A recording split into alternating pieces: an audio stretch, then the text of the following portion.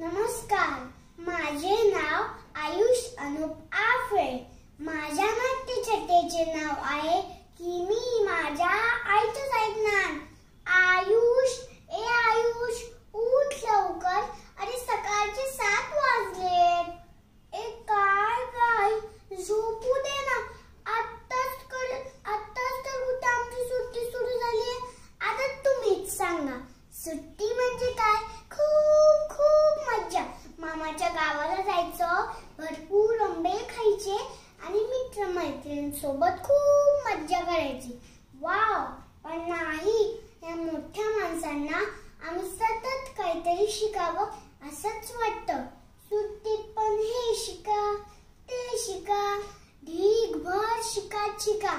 आणि त्याचप्रमाणे आईने मला सांगितलं, आयुष, पोहण्याच्या क्लासला जायचंय। मला पोहायला जायचंय। तुम्हाला म्हणून सांगतो, स्वतः इतकी घाबरट आहे, पाण्याच्या जवळ सुद्धा जाणार नाही। पाणी बघितलं तरी तिचे हातपाय लटपटायला लागतात आणि म्हणते पोहायला जायचंय। झालं, मी आणि माझी आई आम्ही दोघं तलावावर गेलो आणि तिथे तर गंमतच झाली। एक सर म्हणजे त्यांचं पोट अगदी लंबोदरासारखं होतं आणि ते घसरले की फरशीवरून आणि पडले की पाण्यात असा धबधबा उडाला की आम्ही सगळे भिजूनच गेलो।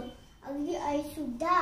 या वातावरणामुळे माझी पोहण्याविषयीची भीती निघूनच गेली आणि मी पटकन पोहायला शिकलो। एके दिवशी सरांनी आईला स्पर्धेविषयी सांगितलं। झालं, आईने घरी आल्या सांगितलं, आयुष, तुला पोहण्याच्या स्पर्धेत भाग घ्यायचा। मग तर काय विचारूच नका। रोज प्रॅक्टिस, हातपाय इतके दुखायचे की असं वाटायचं नकोच ती स्पर्धा, नकोच ते बक्षीस। पण काय करणार, आईने सांगितलं होतं ना। पाहता स्पर्धेचा दिवस उगवला। मी आणि माझी आई आम्ही दोघं तलावावर गेलो। स्पर्धा सुरू झाली। 1, 2, 3 आम्ही सगळ्या स्पर्धकांनी पटापट पाण्यात उड्या मारल्या।